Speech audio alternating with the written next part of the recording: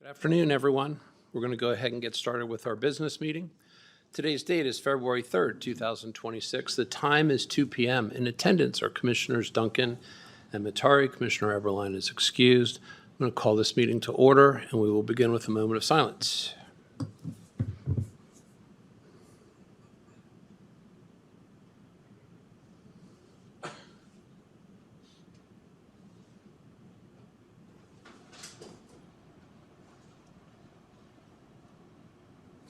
Next up is the pledge. Jeff, could I get you to start, please?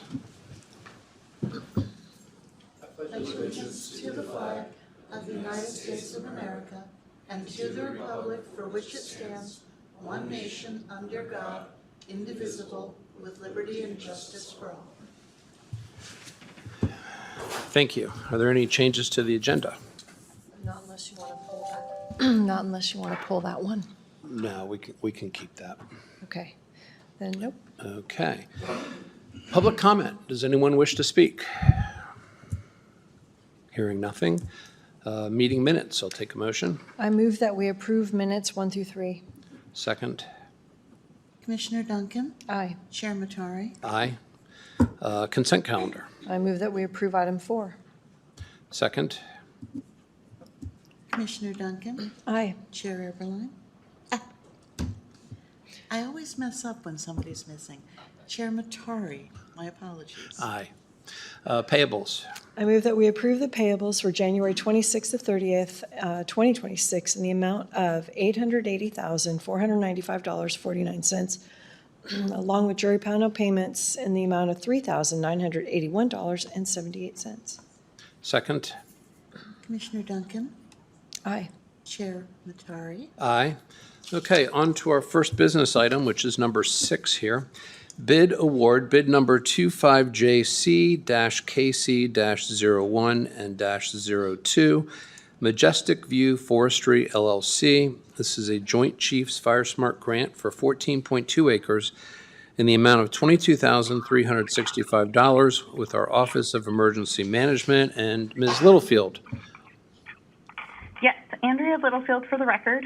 Kootenai County Office of Emergency Management is requesting the Board of County Commissioners approve the bid award for the Joint Chiefs FireSmart grant for 14.2 acres of hazardous fuel treatment. We had 3 responsive qualified bidders respond to our notice inviting bids, with Majestic View Forestry LLC garnering the lowest bid. Thank you. Questions? Motion? I move that we award the bid number 25JC-KC-01-02 to Majestic View Forestry LLC for the Joint Chiefs FireSmart grant of 14.2 acres in the amount of $22,365. Second. Commissioner Duncan? Aye. Chair Matari? Aye, motion carries. Thank you.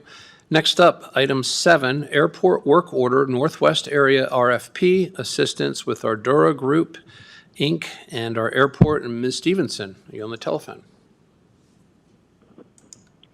Good afternoon, Commissioners. Kim Stevenson for the record. We're requesting approval on Work Order 26-003 for Ardurra to assist us in generating an RFP for master developer on the northwest side of the area west of Empire. We have had multiple parties interested in that area, and because of that, our best path forward is to do an RFP on the section. This work order totals $11,500, and it's not budgeted, so we're requesting fund balance to be moved to cover the work order. We were not anticipating having this interest at this point in time, which is the main reason we didn't budget for it. And due to the size of the area, the revenue that would be generated once an RFP is awarded would cover the $11,500 within months. So, so we're seeking approval to allow Ardurra to help us with that. Thank you. Questions? Motion? I move that we approve the work order for the Northwest area request for proposals assistance with Ardurra Group. Second. Commissioner Duncan, Aye. Chair Matari. Aye. Motion carries. Thank you. Thank you. Next up, item 8, board approval request. This is to move work release into the old detective's office, KCSO South Campus, with our sheriff's office. And Tom, you going to take this? I'm going to take it and try. Excuse me for my voice. Tom Reed for the record. This is a request for you to approve the move of work release. Currently, the staff, to move them over to the old detectives area, and you let them work out of there in that lobby, and eventually move work release housing into there. Currently, just to move the staff, the infrastructure is all there, the networking is all there, so it's an easy move. And then we'll come to the board probably FY27 and discuss some options as far as moving inmates. Thank you. Questions? Yeah, is there a projected cost in FY27? I mean, is it going to be Not yet. We're 10 grand or 200? Sure. Yeah. Okay. I'm working on that now. And there was also talk about the driver's license and registration going there. Is that still on the table, or is that? I believe with Jeff, it's still on the table, but we did a traffic study, which is included in your packet. And currently, the parking lot can't support the move either for driver's license or for DMV. Plus, there's no parking for VIN inspections and stuff like that. So we'd have to extend out into probably the fairgrounds, which I know that's not very popular. So there would be some figuring out parking if that was to be an option. Okay.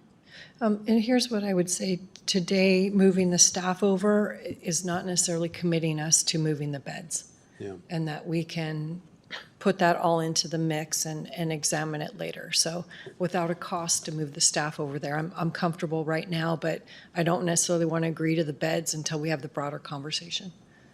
Yeah, and that would be part, I'll have a conversation with command staff to decide how they want to structure that and then come back with an estimated cost. So then that's, we would be approving moving the staff over today. And running work release, the SLP program through there instead of the jail lobby. The old detectives has their own locking lobby that they would work out of. Okay. If there's no other questions, I'll take a motion. Okay. I move that we approve moving work release staff into the old detective's office for the KCSO South Campus. Second? Commissioner Duncan, Aye. Chair Matari. Aye. Motion carries. Thank you. Thank you. Next up, item 9. This is a board approval request, closeout of public transportation awards with Transit and Chad Engel. Yes, thank you, Commissioners. Chad Engel with the Transit Department for the record. This summary outlines the Federal Transit Administration and Idaho Transportation Department grant awards that have been closed out for fiscal year 26 to date. All funds have been expended as documented through reimbursement requests, echo drawdowns, and quarterly grant snapshots. The Auditor's Office has reviewed this information and has no concerns at this time. Thank you. Questions? Motion? I move that we approve the request to close out public transportation awards as presented. Second? Commissioner Duncan, Aye. Chair Matari. Aye. Motion carries. Next up, item 10, amendment to agreement, purchase of service agreement, Paratransit, demand response, public transportation with MV Transportation, and Mr. Engel. Yes, thank you, Commissioners. Chad Engel with the Transit Department for the record. The purchase of service agreement between Kootenai County and MV Transportation is for the management and operation of paratransit and demand response services. This is a one-year contract extension as part of the original agreement approved by the board in February of 2023. The amendment maintains current service levels and includes an adjustment for operating and cost of living increases. Legal has reviewed the amendment and has no objections. Questions? Motion? I move that we approve the amendment to the agreement for the purchase of service, paratransit demand response, public transportation with MV Transportation. Second? Commissioner Duncan, Aye. Chair Matari. Aye. Motion carries. Thank you. Next up, item 11, board approval request. This is the 2025-26 Title VI plan with our prosecuting attorney on the Civil Division and Mr. Pat Braden.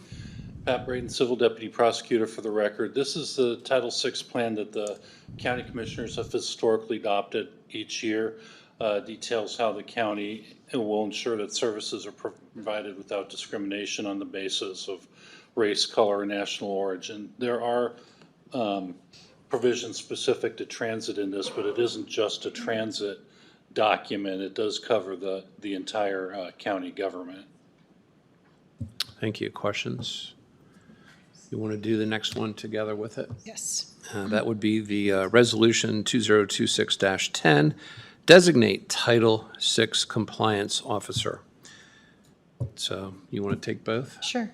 I move that we approve the request for the 2025-26 Title VI plan and that we adopt Resolution 2026-10, which designates the Title VI Compliance Officer. Second. Commissioner Duncan? Aye. Chair Matari? Aye. Both motions for 11 and 12 pass. Next up, item 13, board approval request, change order 01 with JustFOIA, FOIA, and Sarah Masters. This is just a change to the already agreed upon contract. It's a cost savings to the county of about $6,300. In a meeting that we had with the contractor, they pointed out that we could save money by changing a couple of the forms that we had agreed to work with. So now instead of each department having their own individual form, there will be one main form for the majority of the county with a drop down where people can select each individual department from the drop down. And that's where the $6,300 change is coming from. Savings. Savings. Questions? Motion? I move that we approve the change order number 1 for JustFOIA. Second. Commissioner Duncan? Aye. Chair Matari? Aye. Motion carries. Thank you. Next up, item 14, board approval request. This is the Hayden Area Regional Sewer Board Memorandum of Understanding for Honeysuckle Roundabout with the BOCC and Commissioner Duncan. Yes. So typically, the joint powers can operate on a 2-to-1 vote for most projects.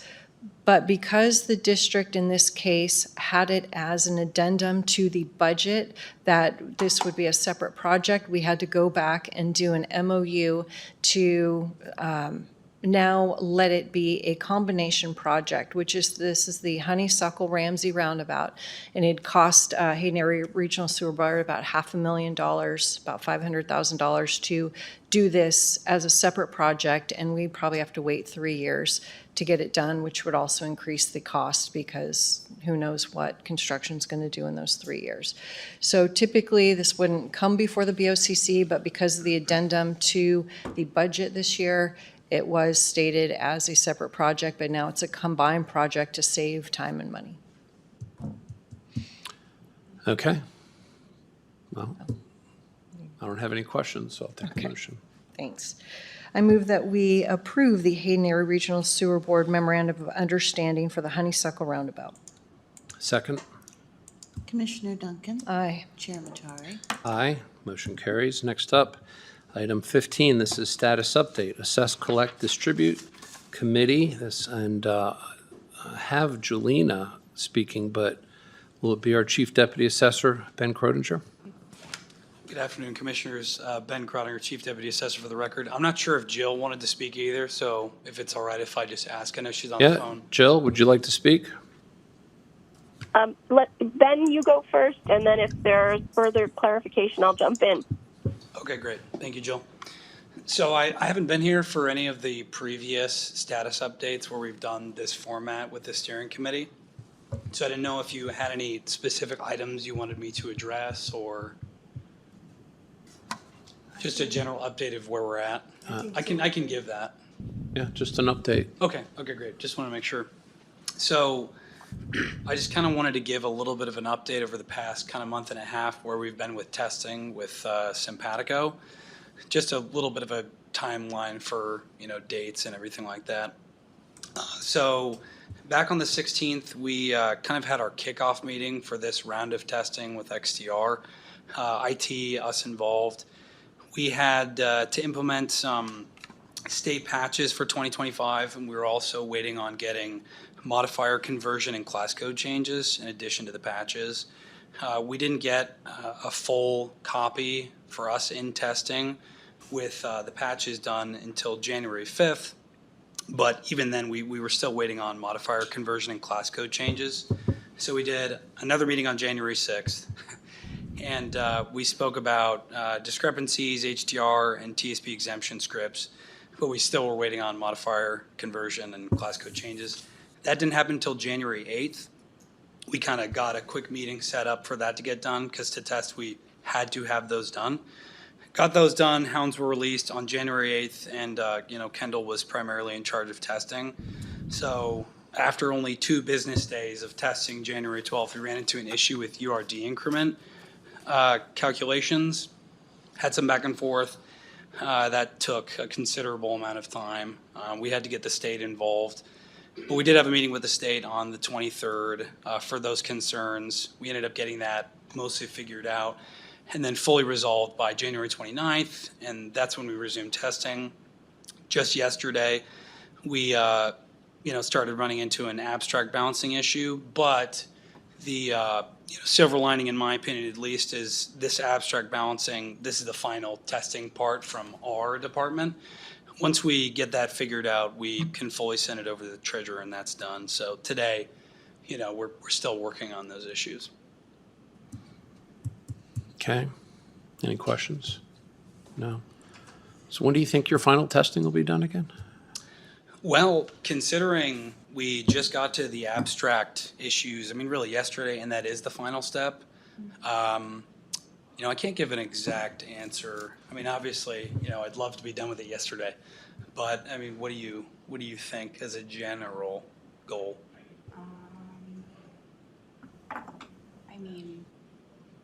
This is Kendall Mallory for the record. It is dependent on how deep the issue is, but I'd like to be done hopefully by the end of this week if everything pans out well. So we're basically at the 11th hour now. Yeah. Okay. All right. Jill, did you have anything you wanted to add? Chief Deputy Treasurer Jill Smith. I look forward to the personal property 2 roll in Simpatico being turned over to the treasurer so that we can start our testing. And I'm very grateful that we didn't move forward when it was suggested because we would be in a world of hurt. Okay. Well, I guess next week we'll find out a little more. Yeah. All right. Well, thank you. Any other questions? No? Okay. Moving on to item 16, status update KCSO jail overtime. It's a discussion item. Captain Heil. Good afternoon, Commissioners. Captain Jeremy Heil for the record. Just wanted to update you with the current status of the jail overtime budget. As of January 29th, which is when we wrote the memo and memorialized the numbers at that time, we were 81% spent in that line item for overtime, which puts us at $752,839.39 with a projected going over budget at the end of February, I believe.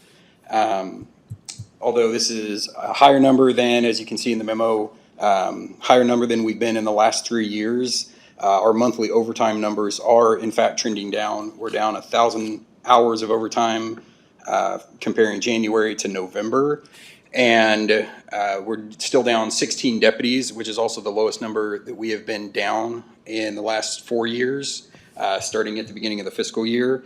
We've hired 13 that are still with us, detention deputies in 2025. 8 of them are still in training, not counting for staffing either in the training program or at the post academy. So with that, we don't have the salary savings with the open positions, obviously, but they're progressing through training and will be helping staffing, which will obviously cut down overtime.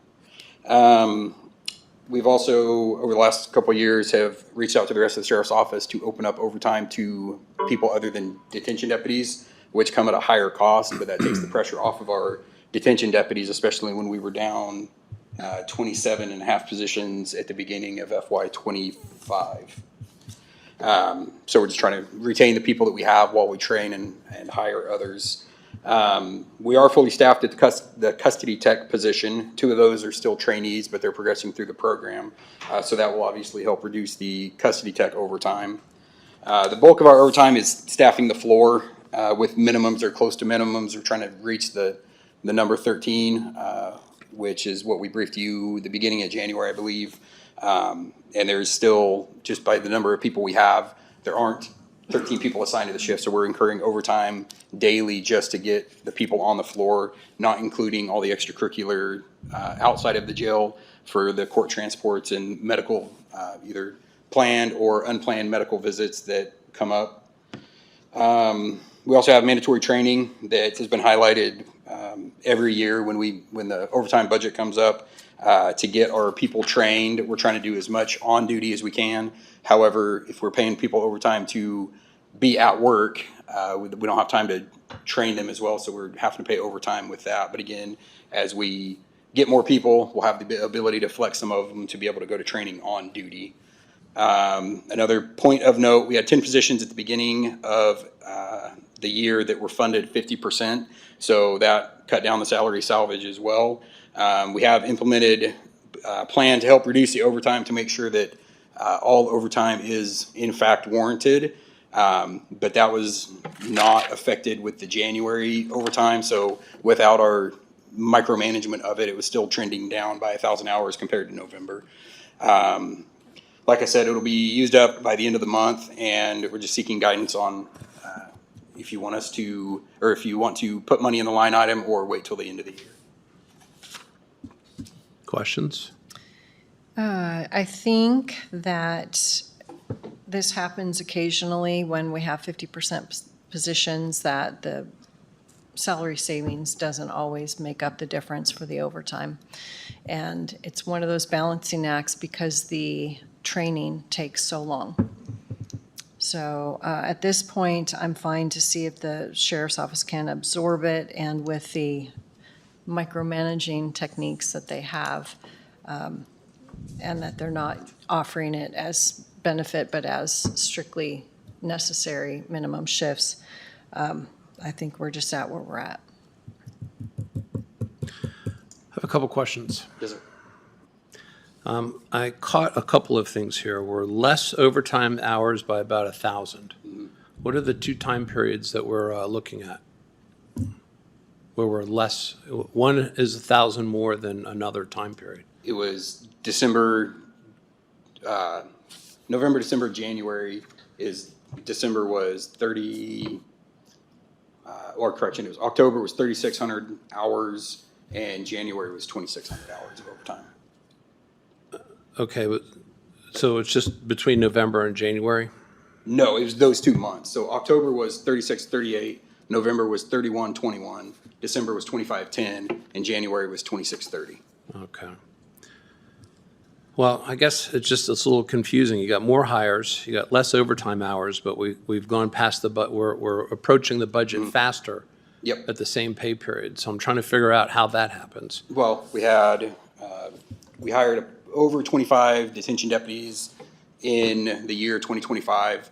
5 of them have made it out of training on their own, so that is helping staffing. But we've also had, I want to say, 4 deputy retirements through that year as well. And if you look at the dates they're hired, we get 1 or 2 in January, 1 or 2 in February. So they're not all coming in at the same time. So they're coming in slowly. Not all of them are making it, and then they're coming out of the pipeline slowly. We also had October was when the deputies graduated the academy. So up to that point, some of them were out of training, out of the training program, but still had to attend the academy. So we had to pay overtime to backfill them for the 9 weeks of the academy. And then once we got them out of the academy, they again helped with staffing, and you see the overtime go down again. I guess, as far as the actual operational stuff goes, it's kind of hard to follow. I trust what you're saying. Who's responsible for giving the board the budget for the overtime?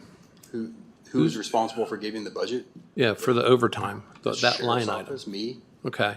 How do you arrive at that? Because I'm looking at this memo here and I see 23, 24, 25. Clearly, there's a pattern of this happening year after year after year. So how is that number for the budget arrived at with all these things happening? The 2-year trend and our best guess. But it hasn't changed in the last few years, you know? And so, you know, where It I'm, hasn't changed. The money we were given. the money that you've asked for. There was one year where you asked for a little bit more. The board said no, right? But We've asked for more every year to account for the 2-year trend and the fact that we go over budget. okay. So then, if I'm hearing you correctly, the 925 is something that the board gives you, even though you ask for $1.5 to $2.5 million. Is that correct? Correct. I think we budgeted, or we asked for 2.1 for the FY26 budget, and it was cut back down to 925 and to deal with at the end of the year, essentially. Okay. And I think part of that is that balance again between open positions, but because we froze all the Well- ones over 100, it's, That's part of the problem, is that because we're freezing positions, we're actually creating these deficits. That you can't freeze a position where the hours have to be filled by a deputy. You can't do that. That's why we're having these problems. So, you know, if next budget season we come in, we can't freeze any of your positions.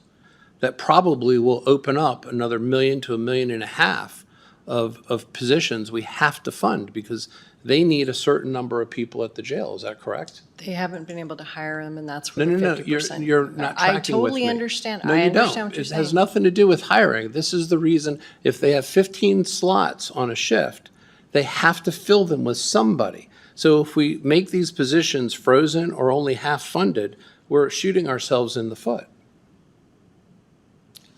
Do you not You agree? approved the last two budgets, so I Well- do understand, and I think if you want to have a different approach this coming year, that is a good idea. Well, because what happens a lot of times, and you're right, yes, it takes 2 years at a very minimum to start to figure it out. The third year, yes, I do kind of kick myself a little bit for allowing it to happen. But what is the point of having these budgets and trying to balance them and then have them just blow right past them? And then where's the money supposed to come from? Fund balance? Well, hopefully not. Hopefully it balances out with salary savings and everything. But again, the more we get to hire people, the more that balance becomes delicate. Well, I think at least at the bare minimum, we can't freeze positions next year because you have to fill the hours, right? So you can't freeze a position if you have to fill the hours.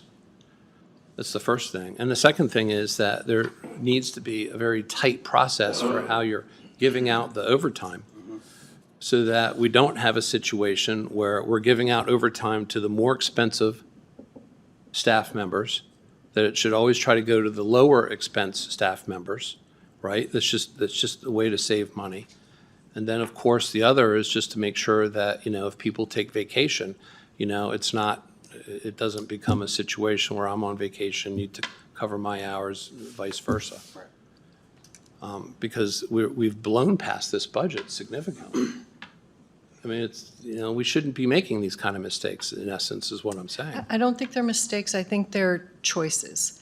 So it's choosing to fund this item over this item. And because we blanket the positions that are open over 100 days by 50%, then that automatically pulls in the jail deputies. If we're having good luck doing, you know, hiring jail deputies, then we can look at that and take those out of that calculation of the 100 days and Well, 50%. but I guess in the end, if you have to fill that position on the org chart with somebody, and it's going to be paid at overtime, you have to fund the position all the time.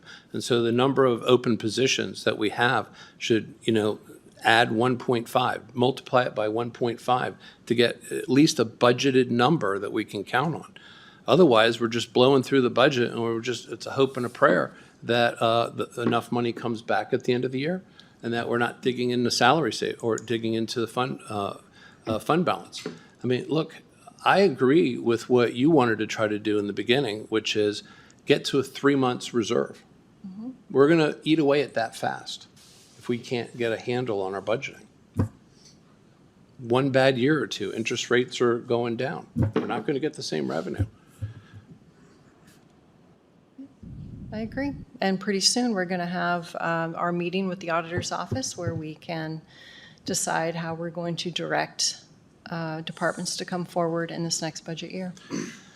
Well, between salary, regular salary, and overtime, I don't see, there should be a very established formula for what you need for that. And then we can't cut it. We can't cut it so that we can get more money for something else, when the reality is it is impossible to cut it because you have standards for what you need for staffing. It's just a way to jury rig the spreadsheet so that we can get what we want and then deal with it after the fact. Did you have something you want to say, Sheriff? Sure. Robert Norris, Sheriff. Just like to provide some ancillary information that we're currently about 40% over the ISA recommended maximum capacity. We've had no escapes. We've had no deaths. We did have 6 overdoses in the month of December. Part of the reason why we need personnel out there on the field is they're out there in the floor is to disrupt the inmate rank structure, and it's very important we identify these shot callers and we disrupt their operations, because we don't want a jail ran by inmates. So we're there for the security of inmates, and we're there for the security of the community also. When we do our numbers with the vacancies we had, we come up to about 1.2 million. But I would like to have further discussions on the freezing of the items, because there are municipalities that do freeze items, and they use that money. But I'd like to kind of have further discussions, maybe with you individually, because I'm not familiar with how you're proceeding with the freezing of them. Well, do you have to fill those hours of a frozen position no matter what? For a deputy or a control officer, yes. Okay, so then they either have to be accounted for in the overtime budget, or they have to be accounted for in the regular budget with a 50% bump in the overtime budget for a vacant position. So when we freeze it and get rid of it, what we're in essence saying is that we don't need to worry about funding it, yet we're actually funding those hours that have to be filled. The other thing is that if you were here in December, we talked about this, and I actually put some charts up that showed where in the summertime, the population actually went up, but our overtime budget actually dipped a little bit. So, you know, that correlation, because I was looking for that, Commissioner Duncan suggested that the staffing levels led to the greater need for overtime, but I couldn't find that correlation when I looked at 2 years' worth of data. So, and I can have those charts sent to you. We presented them on the overhead here. And that way you can see that. That wasn't exactly the thing. It wasn't staffing. It was having to do with the amount of inmates in there who required special care. So that increases our transport over time. That increases the people who have to sit at the hospital when we have inmates there, and things of that nature. So it has to do with the inmate population and the makeup of that population if they require actual additional services outside. Then it's easily verifiable and it's easily documented when we need the additional overtime. Except we don't know which inmates at which time of the year are going to need extra. But it's documented. You can document that. You can show that. Here are the inmates. You know, here's these situations at these times, which is why we're required to have more overtime during those months. So what we are going to do going forward is we are going to have a total separate budget for what the court is requiring us to do, what special handling inmates are requiring us to do, because maybe we'll get a better picture of what we're required to do, that we literally have no discretion whatsoever. What we are trying to do, what we are doing now, is we are having all of our non-essential personnel work 1 shift a week, and not on overtime, 1 shift as their regular work week, to minimize the overtime. So, well, I think in the end, we just have to figure out what you need and that you can't cut, and then what you want that, you know, can be looked at. But staffing doesn't look like it can be cut, if I'm hearing it correctly. You need a certain amount of staff to run the jail. And it's not even driven by jail population as much. It might be driven by the special needs of an inmate, Correct. right? But even then, you have enough of those from the previous years that you can reasonably guess with numbers. No one can tell the future, no one has a crystal ball, but you can reasonably guess that based upon the last 3 years' historical data, we should need about this much dollars for these special situations. But as far as the hours go, it doesn't sound like we should be cutting those on the dollars if you're going to fill them with people. And that way, we can have a tighter budget, we can bank on things a little bit more, because the challenge here is to be able to triage other elected officials and what they need with what you need. But I think that where the freezing of items can be frozen, however, they're still funded and it goes into the general fund, but the sheriff's office isn't going to hire for those 4 or X amount of deputies. I think that, correct me if I'm wrong, Commissioner Duncan, we've done that in the past. Not exactly. We haven't budgeted for that 50%.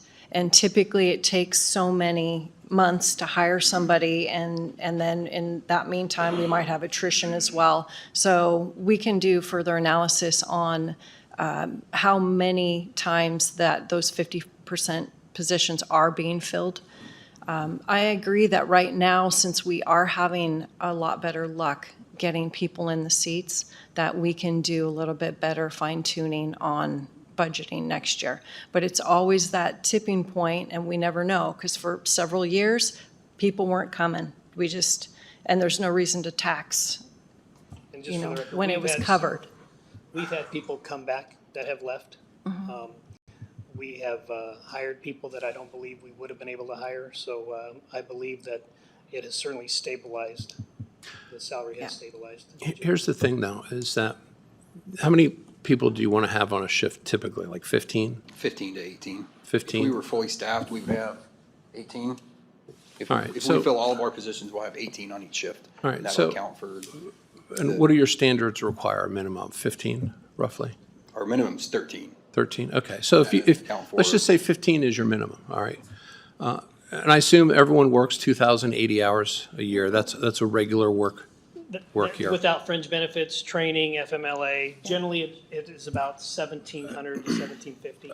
That's effective, but you're still paying them for 52 weeks out of the year, right? 2080, yep. Yeah. Okay. So out of a shift of 15, that's 31,200 hours that has to be filled by somebody. So we have to budget for those hours. Even if you only have 10 people, we have to budget for those 15 positions, right? So that's my point with it, is that we can't be freezing positions that you have to fill with the hours. Okay, these are positions, not freezing stuff or freezing items. They're people's they're positions that you have to fill with somebody. Otherwise, where's the money come from if we don't fund it? And that is why we're having these problems. So we need to start budgeting correctly for the hours that you need to have filled, irrespective of your staffing levels.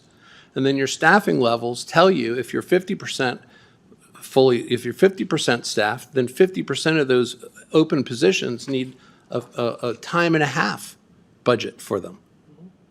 75% of your positions are filled, 25% are time and a half. That's how you come up with your budgets. But you see, what we've been doing is kind of saying, well, we're just going to play around with the numbers so that we can get what we want. And then at the end of the year, we come in. I don't care about a couple $100,000 here or there. I mean, we're talking about a $30-some million operation. But when we start to get into 7 digits, well, that says we're not paying attention to what we're doing. And that's why, I would argue in this next budget cycle, we don't get into this world of trying to freeze positions. If you're going to put someone in that slot and pay them overtime, then we need to budget for that. I agree. I can't freeze positions. That comes from the direction from the board. Well, that's why, I would argue that we shouldn't as a matter of policy. Yeah. Because if you have to fill the hours, we're just playing accounting games, Again, like I said, we asked for, I believe, 2.1, and we were given the 900,000. So I don't disagree with what you're saying. Yeah. I don't remember the 2.1, to be honest, but maybe that happened. Yeah, I was just going to clarify. So I believe that in FY26, there was no request for overtime increase, but in FY25, there was a request to increase to 1.2 that the board cut on June 20th, 2024. But for FY '26, there was no request to increase. So there you go. And that's part of the reason I just ask, how are we arriving at these budgets? Because there is a constructive reliance on the board to get a budget of what you need so that we can manage to that. And then we can figure out, okay, you know, how much are we going to need revenue-wise to cover that? And not at the end of the year try to make things whole because we're not paying close attention. That was my point with it. So my hope is that we can get this corrected for FY '27, that we know exactly what you need, that you have the funding for it, and then move forward and not have to worry about that. Okay. Do you want to add anything else? Commissioner Good. Duncan? All right. Thank you. Next up is item 17, KCSO helicopter termination agreement. Now, I asked that this get put on here because you and I were at a conference last week. This email comes in kind of out of the blue, and I just wondered if you knew anything about it. Not necessarily. I mean, I knew it was an option for them to walk away, and they chose that option, so. The only thing that stands out to me is that the email came from an employee, but a different email address. The document was authored by an employee, it was last modified by an employee, and it was not signed. And so therefore, I'm just kind of confused as to what's happening. It doesn't talk about, is this the end of it, where at this point, nothing else is to happen and equipment's supposed to come back to the county, or what does that mean? I don't have any of those answers. I did not get pre-warning of this. Okay, well, I just figured as the liaison, I would ask, because you're usually pretty clued in on stuff before it gets to the board. Yeah, not in this case, so. All right. Knew it was an option, and they exercised that option, so I'll Yes. make sure that the tagged items make it back to Kootenai County. Fair enough. Next up, public comment. Anyone wish to speak? Hearing nothing, 2:42, meeting adjourned.